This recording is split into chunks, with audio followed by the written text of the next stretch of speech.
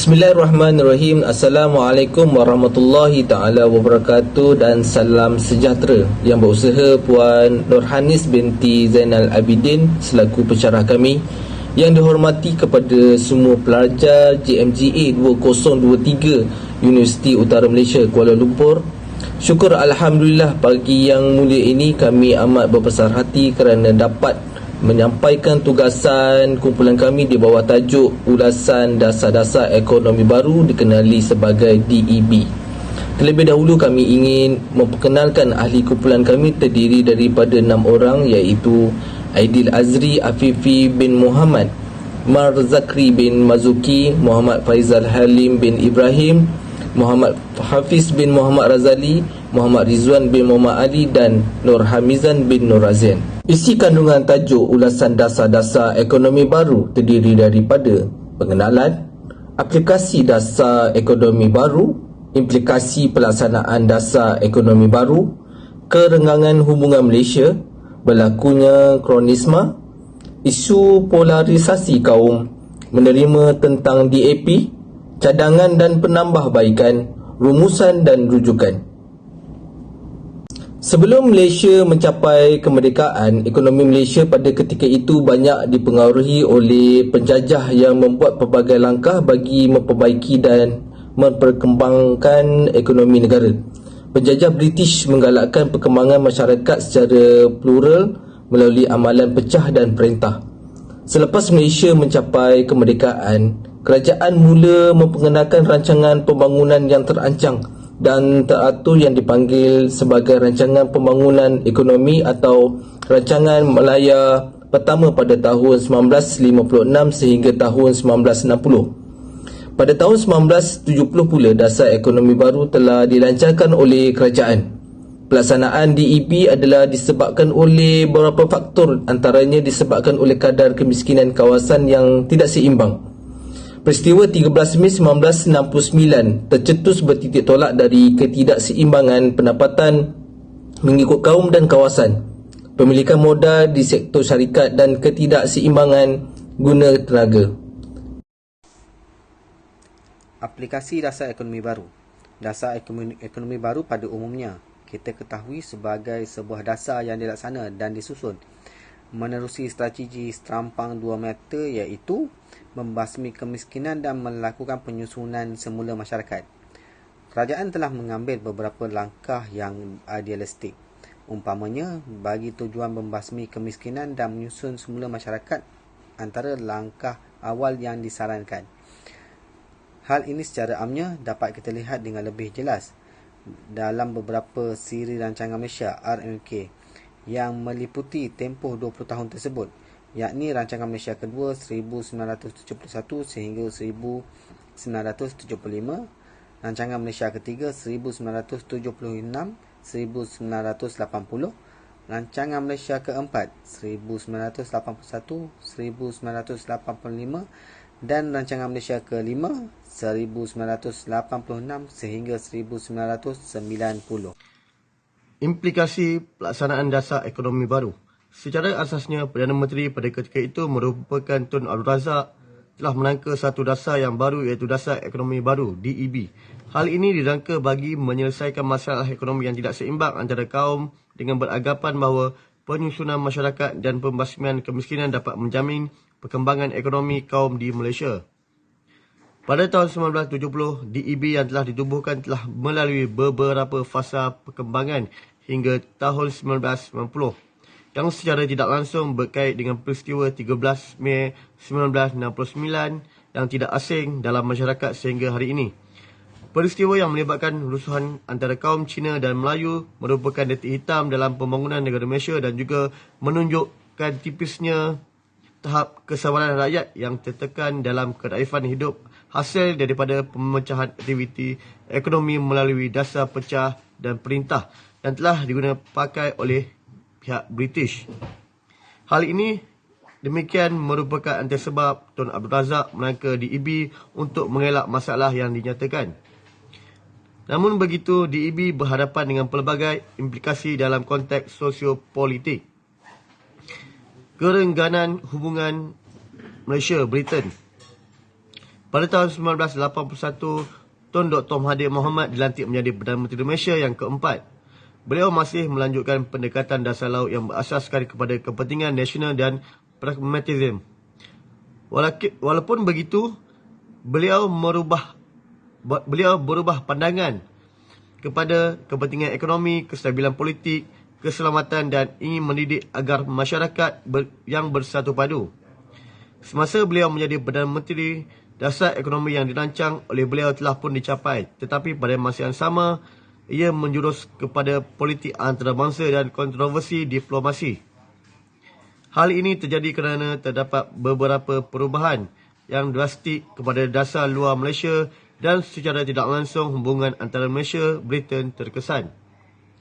Pihak Britain merasa tidak senang akan pegangan beliau iaitu mengkritik pemimpin mereka. Selain itu, beliau bersikap pro-Arab Palestin, mengkritik pemimpin mereka dan juga anti-Israel. Hubungan antara Malaysia dan Britain secara tidak langsung terjejas dan sekaligus mengasingkan kaitan sejarah dengan negara tersebut.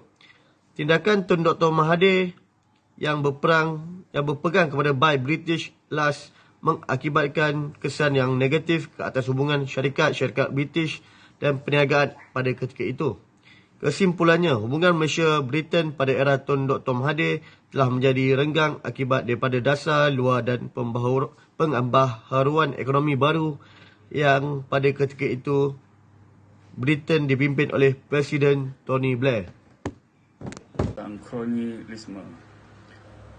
DEB disifatkan gagal mencapai objektif tersebut kerana pelaksanaannya menggalakkan kolonialisme. Wujud dalam kalangan kaum Bumiputera yang berniaga secara Alibaba atau berniaga atas angin.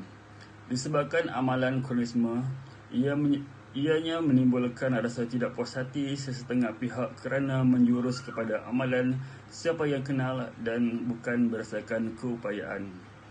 Natijahnya, kerana amalan kolonialisme ini, implementasi DEB di peringkat awal boleh berjaya. Namun, untuk jangka masa panjang, pencapaian itu sukar dikekalkan dan dipertingkatkan kerana ia tidak berasaskan daya saing. Seterusnya, kita pergi kepada isu polarisasi kaum. Matlamat utama DEB sememangnya adalah untuk mencapai perpaduan negara dengan memperbetulkan ketidakseimbangan sosio-ekonomi yang wujud antara kaum dan wilayah. Isu polarisasi kaum masih berterusan biarpun agak tidak ketara kerana sistem ekonomi yang diwarisi daripada kolonialisme barat masih diterapkan seperti ekonomi kapitalisme. Pengimplementasian dasar dalam DEB juga telah menyebabkan berlakunya konflik antara kelas dan intra-kelas di mana golongan bukan Bumiputera yang telah lama menduduki kelas pertengahan berasa terancam oleh kemasukan golongan baru Bumiputera yang cuba bersaing dalam kelas ekonomi tersebut. Ini jelas menunjukkan bahawa pelaksanaan DEB masih belum mampu mengelakkan polarisasi kaum daripada terus menjadi duri dalam daging dalam perpaduan nasional. Menerima tentang DAP. Democratic Action Party DAP yang berakar umbi melalui People Action Party PAP di Singapura telah dibentuk pada tahun 1966 mengamalkan prinsip Malaysian Malaysia. Prinsip Malaysian Malaysia yang dipegang oleh mereka bertentangan sama sekali dengan dasar ekonomi baru. Prinsip Malaysian Malaysia menyatakan bahawa pelbagai kaum di Malaysia adalah sama rata dari semua segi, sama ada dalam konteks politik, ekonomi dan sosial.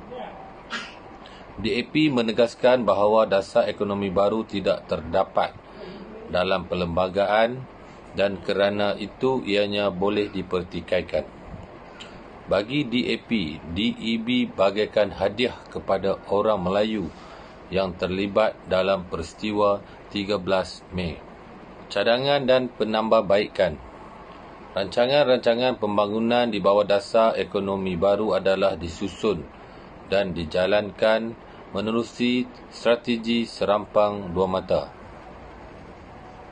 Mengurang dan seterusnya membasmi kemiskinan dengan memperbanyakkan peluang-peluang pekerjaan kepada semua rakyat tanpa mengira kaum, mengurangkan jurang perbezaan pendapatan antara kaum, antara kawasan bandar dan luar bandar, dan antara wilayah,